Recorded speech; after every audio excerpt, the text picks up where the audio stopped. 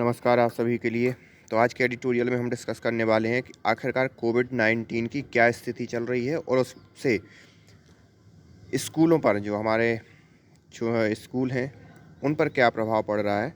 क्योंकि कोविड-19 से लगे लॉकडाउन और प्रतिबंधों से कहीं न कहीं बच्चों की पढ़ाई का लॉस हो रहा है और साथ ही साथ वो एक पूरी की पूरी लर्निंग प्रोसेस है और उन्हें जो न्यूट्रिशन मिलने चाहिए जो कि मिड डे मील के तहत मिलते हैं, उन सब का कैसे लॉस हो रहा है और क्यों ज़रूरी है कि अब स्कूलों को रीओपन कर देना चाहिए। ये पूरा का पूरा एडिटोरियल इन्हीं सब चीज़ों के बारे में डिस्कस कर रहा है। तो चलिए स्टार्ट करते हैं। स्टार्ट करने से पहले अगर आपने चैनल को सब्सक्राइब ना किया तो please hit the subscribe button and also join the telegram channel where you can read this particular editorial by yourself if you want. तो चलिए स्टार्ट करते हैं। India continue to record over 2,80,000 cases every day. लगभग 2,80,000 case count हो रहे हैं भारत में। Which on its on in is an uncomfortable static. तो इन सब चीज़ों को केस को ध्यान में रखते हुए अगर हम निर्णय लें तो ये एक बहुत ही अनकम्फर्टेबल सिचुएशन है। यह जो डेटा जो सामने आ रहा है इन केसों को लेकर, तो स्वाभाविक सी बात है, ये एक चिंताजनक बात है। These are not too far from that observed during the second wave, and it is understandable why state administration continue to impose lockdown। तो ये जो डेटा आ रहा है या जो आंकड़े आ रहे हैं वो सेकंड वेव के लगभग करीब पहुंचने वाले हैं। जैसे कि सेकंड वेव में जितने केस आ रहे थे लगभग उतने ही आंकड़े अब धीरे धीरे पहुंचने वाले हैं कि थर्ड वेव में भी उतने ही आंकड़े आने लगे हैं। और यही सब कारणों के कारण जो राज्य सरकार है या केंद्र सरकार है वो क्या कर रही हैं, इस प्रकार के मेजर या उपाय ले रही हैं जिसमें वो लॉकडाउन, भले ही चाहे आंशिक लॉकडाउन हो, नाइट लॉकडाउन हो, लेकिन लगा रही हैं। However number are meaningless without context and the data from state show that what was most feared about Omicron.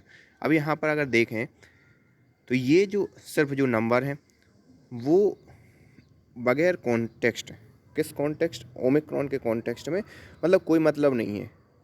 क्योंकि अगर आप दो चीज़ें जैसे an upsurge of hospitalisation and indiscriminate mortality, दो चीज़ कि लोग कितने अस्पतालों में भर्ती हो रहे हैं या उनमें से कितने लोगों की मौत हो रही है, अगर इन दोनों चीज़ों को जो आंकड़े आ रहे हैं कि भाई 2,80,000 हमारे पास केस आ रहे हैं, उन दोनों के साथ मिक्स करके नहीं देखोगे तो ये सिर्फ नंबर हैं और ये चिंताजनक है भी और नहीं भी है।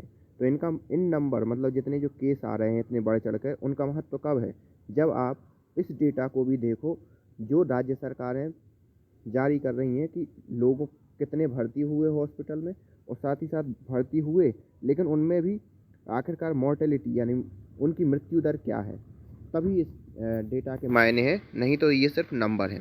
Has not come to pass the state that are in throes of wave now report an average that more than 95% of their available beds are unoccupied। तो यहाँ पर अगर राज्य सरकारों का डेटा देखें तो भले ही ओमिक्रॉन में ये केस बढ़ रहे हों लेकिन जो अस्पतालों के जो बेड हैं वो लगभग 95% क्या है, खाली हैं। मतलब उन पर लोग आए ही नहीं। ऐसा नहीं है जैसे सेकंड वेव में बेड की कमी पड़ गई थी, ऑक्सीजन की कमी पड़ गई थी, तो ऐसा नहीं है। By no means does this suggest that Omicron infection is mild or that those vaccinated can be assured of pre-2020 non-challenge। तो यहाँ पर इसका ये मतलब बिल्कुल नहीं है कि ओमिक्रॉन का जो इन्फेक्शन वो क्या है, माइल्ड है, या जो जिन्होंने वैक्सीन ले ली है तो वो एक प्रकार से फ्री हो गए हैं कि भाई जैसे प्री-2020 के मतलब जैसे 2020 से पहले का माहौल था वो उस हिसाब से ज़िंदगी जीने लगे, मतलब कोई बगैर मेजर के वो अपना काम करने लगे। ऐसा नहीं है इसका मतलब कि अगर 95% बेड खाली हैं, मृत्यु दर भी कम है, तो इसका ये मतलब नहीं कि आप बिल्कुल फ्री हो जाएं और इन सब आंकड़ों को नज़रअंदाज ही कर दें।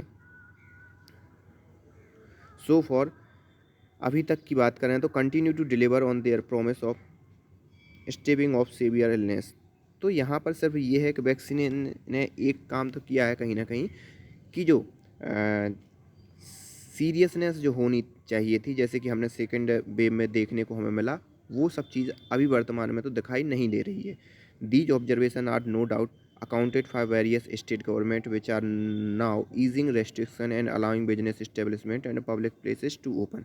तो ऐसा नहीं है कि ये राइटर ही सब चीज़ों के बारे में बात कर रहे हैं, राज्य सरकारों के भी दिमाग में ये सब बातें हैं और यही कारण है कि वो धीरे धीरे क्या कर रहे हैं, अलग अलग राज्य सरकारें अपने यहाँ के जो प्रतिबंध हैं वो घटा रही हैं और वहाँ पर जो बिजनेस हैं या जो भी स्कूल्स हैं या ऑफिस हैं उनको धीरे धीरे क्या कर रही हैं, ओपन कर रही हैं। However, school continue to be shut in most places and administrators are reluctant to open them because most children are unvaccinated। जबकि स्कूल जो है कंटिन्यू शट डाउन है और एडमिनिस्ट्रेटर हैं वो भी इनको शट डाउन करके रखे हैं क्योंकि वो नहीं चाहते कि किसी प्रकार से ये मतलब इनको ओपन करें। क्यों? क्योंकि चिल्ड्रन जो हैं अभी भी अनवैक्सीनेटेड हैं। Serology survey by the ICMR and independent experts have found that greater than 70% of children displayed COVID-19 antibodies। तो जो सीरोलॉजी सर्वे किया गया ICMR के द्वारा उसमें ये पाया गया कि 70% से ज़्यादा जो बच्चे हैं उनमें एंटीबॉडीज़ पाई गई इस पर्टिकुलर वेरिएंट की, विच इज़ नो मतलब इस पर्टिकुलर वेरिएंट की नहीं, मतलब पूरे के पूरे कोविड-19 की, which is no different from adult, जो कि एक वयस्क व्यक्तियों का जो डेटा आया है उससे कोई डिफरेंट नहीं है। Other lines of research also establish that while children are likely to contract the infection and we carries, they are less likely to fare severely ill। और अदर लाइंस या मतलब अदर लाइंस भी देखो इस research की, मतलब जो research में और भी जो फाइंडिंग हुई हैं या जो और भी रिजल्ट सामने आए हैं उसमें भी यही दिखाई देता है कि चिल्ड्रन उतने जो बच्चे हैं उनके लिए उतना डरने की बात नहीं है कि वो इस इन्फेक्शन से सीरियसनेस बढ़ जाएगी उनको, मतलब ज़्यादा सीरियस इलनेस हो जाएगी इस पर्टिकुलर इन्फेक्शन से, तो ऐसा नहीं है।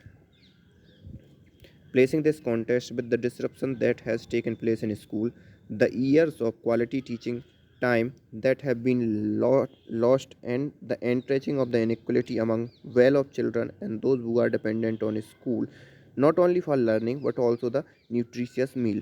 तो इनका यही कहना है कि अब यहाँ पर जो ये तो ठीक है, चलिए आपने कोविड-19 के लिए बंद कर दिया, आपने लॉकडाउन लगा दिया, आपने प्रतिबंध लगा दिए, लेकिन उसके परिणाम स्वरूप जो डिस्रप्शन हुआ है, जो तहस नहस हुई हैं चीज़ें, उसका क्या? क्योंकि अगर एक पूरे के पूरे कॉन्टेक्स्ट में देखा जाए तो सभी बच्चों की, चाहे वो अमीर हों या गरीब हों, उनकी क्या है, पढ़ाई का लॉस हुआ है। दूसरी, जो गरीब बच्चे हैं जिनके यहाँ खाने पीने की व्यवस्था नहीं थी, उनका साथ ही साथ मिड डे मील की व्यवस्था बंद हुई, तो उनके लिए एक जो न्यूट्रिशन मिलना था या जो एक पोषण आहार मिलना था वो भी उन्हें नहीं मिला इन ऐसे लॉकडाउन के चलते या इस कोविड-19 के चलते। It is clear that school in good consequence can not be allowed to be remain shut. और ये यही कुछ कारण हैं जो कि सफिशियंट हैं इस चीज़ को दर्शाने के लिए कि भाई स्कूल आपको बंद करके नहीं रखने चाहिए, मतलब आपको जितने जल्दी हो स्कूल ओपन करने चाहिए। द कोविड-19 pandemic has not end yet but society are better prepared and aware of the reasonable measure that can be undertaken to save life. अब कोविड-19 पेंडेमिक है वो अभी क्या है, एंड नहीं हुआ है, लेकिन सोसाइटी जो है वो तैयार हो चुकी है, अवेयर हो चुकी है और उसने एक एक अच्छे उपाय उसने बना लिए हैं कि जो अपनी लाइफ है उसे बचाया जा सके। सेकंड वेव की तरह जो तांडव हुआ था वैसा ना हो, मतलब लोग समझ गए हैं, लोग अवेयर हो चुके हैं, लोग उन्होंने अपनी व्यवस्था कर ली है कि उनको अगर मान लो किसी कारणवश इन्फेक्शन हो भी जाता है तो वो अपनी लाइफ तो कम से कम बचा ही सकें। Lockdown are effective as temporary measure and give time to stock up but they come with use cost and not sustainable over the longer term. अब लॉकडाउन क्या है, एक इफेक्टिव और टेम्परेरी मेजर है, प्रभावी है लेकिन ये टेम्परेरी मेजर है, लेकिन हम उसके लिए क्या कीमत अदा कर रहे हैं तो ये भी हमें देखना पड़ेगा। उसके लिए हम ह्यूज कॉस्ट अदा कर रहे हैं, किस मायनों में, एक तो चिल्ड्रंस का लॉस हो रहा है और साथ ही साथ जो व्यापार है उसका भी लॉस हो रहा है। The state should prioritize expanding vaccine coverage, insist on masks when children are in close confine, undertake periodic testing to gauge transmission, and monitor hospitalisation trend while fully reopening school. तो इनका कहना है कि state को प्राथमिकताएं देनी चाहिए कि वो अपनी वैक्सीनेशन को बढ़ाएं, और साथ ही साथ जो चिल्ड्रन हैं उनके लिए मास्क का भी ध्यान रखें, ज़्यादा नज़दीक ना आए वो लोग, उनकी प्रॉपर दूरी बनी रहे, और जो मतलब टेस्टिंग है उस पर भी जोर दें, जिससे कि वो ट्रांसमिशन कैसे हो रहा है, कहाँ कहाँ हो रहा है, इन सब चीज़ों को भी मॉनिटर कर सकें। और साथ ही साथ हॉस्पिटलाइजेशन का ट्रेंड क्या है उन सब को भी ध्यान रखें, और स्कूलों को क्या कर दें, ओपन कर दें। इन सब चीज़ों को ध्यान रखते हुए स्कूलों को ओपन कर दें, और जब स्कूल ओपन भी हो जाए तब भी इन सब चीज़ों का ध्यान रखें। Experience from other countries such as the UK, US suggest that reopening of a school hardly impacted transmission trend. India must incorporate these lessons. तो जो विदेशों में हो रहा है, जो विदेशों में हुआ है, उन सब की डेटा को कलेक्ट करके वहाँ से भी हमें पाठ सीखना चाहिए, वहाँ से भी हमें अपनी लेसन सीखना चाहिए कि हम यहाँ पर कैसे चीज़ों को मैनेज कर पाएँ।